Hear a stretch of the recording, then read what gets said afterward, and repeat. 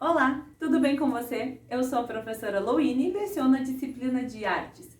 Hoje nós vamos trabalhar um dos meus assuntos favoritos, o Renascimento. Mas antes de entrar propriamente no nosso conteúdo, eu gostaria de fazer algumas perguntas para você e que você buscasse as respostas aí na sua memória. Você já ouviu falar em Renascimento? Professora, mas nós acabamos de começar a falar sobre esse assunto. Tudo bem, mas você já pode ter ouvido na disciplina de História ou até mesmo na disciplina de Ciências ou Geografia, sabia disso? Mas se você não ouviu, já ouviu falar em Mona Lisa? Uma certa obra que ultimamente andou levando uma certa tortada. Já ouviu falar? Não? E quem sabe os nomes Rafael, Leonardo, Michelangelo e Donatello te dizem alguma coisa? Você se lembra de alguém? Ah, professora, essa tá muito fácil. Essa aí eu sei. Os Tartarugas Ninja. Você não tá errado, mas o que isso tem a ver com arte? E se eu te contasse que os Tartarugas Ninja eles foram nomeados em homenagem a grandes artistas do Renascimento, você ia acreditar? Pois é, mas é verdade. Vamos estudar essa história comigo? Então, o que foi o Renascimento? A grosso modo, a gente pode dizer que o Renascimento foi um período de transição entre a Idade Média e a Idade Moderna. Vamos relembrar um pouquinho como que a gente tinha a estrutura social lá na Idade Média. Nós tínhamos uma sociedade estamentada, ou seja, dividida em classes. A nobreza, a gente tinha os servos e a gente tinha o clero. 3 classes, apenas isso. Professora, mas se eu não quisesse nem ser nobre, nem servo, nem clero? Não podia, era só essas 3 classes sociais. E eles tinham uma economia baseada no sistema feudal, ou seja, eles era uma sociedade rural. Eles se ruralizaram, foram para o campo e nesse campo eles montaram os feudos, né? Que são estruturas econômicas e sociais que surgiu ali naquela época na Europa. Mas com o tempo houve algumas transformações. Entre as transformações mais importantes, houve a transformação na agricultura, o que a gente vai chamar de revolução agrícola.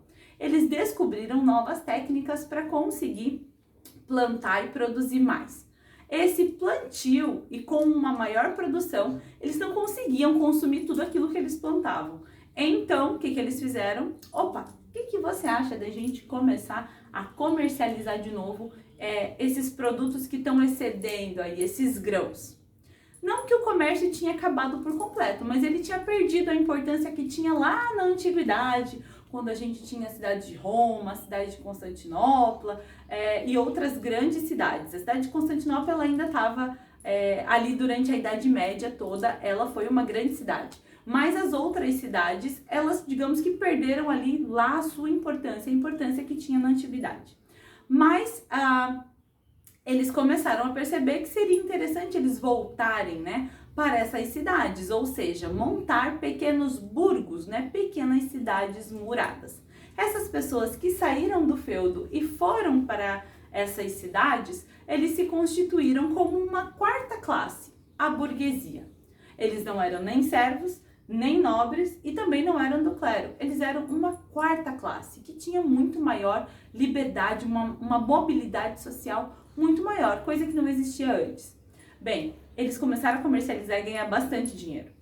Com esse dinheiro, com esse capital, eles começaram a poder investir em arquitetura, investir nos artistas. Eles eram os grandes mecenas da época.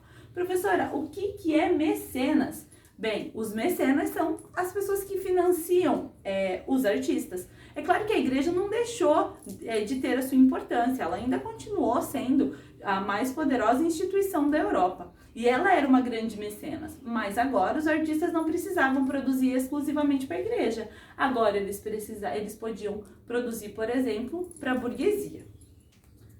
Bem, e quais foram as principais características desse movimento? A racionalidade, a busca pela razão. Vamos lembrar que durante a sociedade feudal, a gente tinha o teocentrismo, ou seja, Deus como centro de tudo.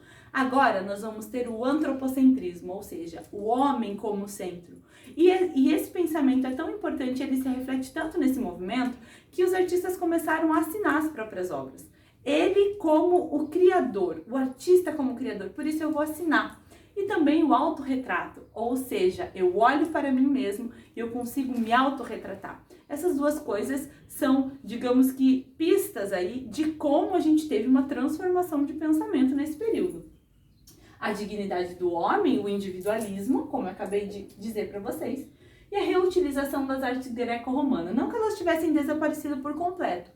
Nos mosteiros, os monges, eles ainda continuavam estudando esses filósofos, mas é claro que não com a mesma importância que durante o período clássico, né? Então, digamos que essas artes elas foram retomadas, revisitadas para produzir obras novas, né? As obras do Renascimento. Um rigor científico, agora eu vou explicar a partir da ciência e não mais desse pensamento mítico, religioso, agora eu quero explicar as coisas a partir da ciência. E a nova classe, a burguesia, como a gente já comentou. E quais foram os principais artistas? Leonardo da Vinci, Sandro Botticelli, Michelangelo, Rafael, Donatello e Sofonisba são apenas alguns desses artistas. Importante dizer que a Sofonisba, ela foi a única mulher considerada aí artista renascentista, mulher, né? Porque naquela época a gente sabe que se hoje é muito difícil para as mulheres encarar, digamos que aí o mercado de trabalho, romper com alguns preconceitos, vocês imaginem naquele período, né? No período do Renascimento. E ela aí foi uma importante artista. Eu separei aqui alguns, eu não vou conseguir falar de todos por conta do tempo, mas eu separei algumas obras sobre alguns artistas. O Sandro Botticelli, essas são duas das principais obras dele, a gente consegue perceber, digamos que, uma leveza e uma narrativa em toda a obra dele, né? Por mais que a gente tenha imagens, cenas separadas, a gente consegue ver uma continuidade, um ritmo de continuidade e todas essas imagens separadas, elas formam uma composição. Isso é bem característico na obra do Botticelli. A gente vai ter o Leonardo da Vinci como grande expoente aí do Renascimento, a Mona Lisa, que até hoje é, digamos que, uma obra que é cheia de mistérios em volta dela e ela acabou sendo muito famosa por conta disso, né? Mas uma coisa muito interessante sobre o Leonardo da Vinci é que ele não foi apenas artista. Ele foi artista, ele foi arquiteto, ele foi engenheiro, ele foi cientista, anatomista. Sabe aquela discussão, você é de humanas ou você é de exatas? O Leonardo da Vinci não tinha nenhum problema com isso. Ele dizia assim, eu sou de todas. É claro que é uma metáfora que eu tô falando para vocês, né? Mas ele conseguia transitar por todos os campos da ciência. Aqui são duas de obras dele. A Virgem das Rochas, ela é do início da carreira dele, né? É uma das primeiras obras dele. E a Dama com o Armínio também é outra grande obra super famosa dele. A gente vai ter a Santa Ceia, que não é uma tela, ela é um afresco, ela é pintada na parede. E ela está na parede de um refeitório no convento de Santa Maria. Bem, outro grande expoente, um gênio, né, foi o Michelangelo. Ele fez grandes esculturas como o Davi, a Pietà. Essa obra ela é muito icônica e muito famosa. Coloquei aqui os detalhes para que vocês vejam. Ela é realmente muito impressionante. Aqui no cinto que tem aqui que no peito da Maria, aqui diz o nome dele, a assinatura dele. E ele também pintou a Capela Sistina, né? O teto da Capela Sistina. Aqui a gente vai ter partes, né, da Capela Sistina, que eu separei para vocês. Essa imagem é bem icônica que ele fez.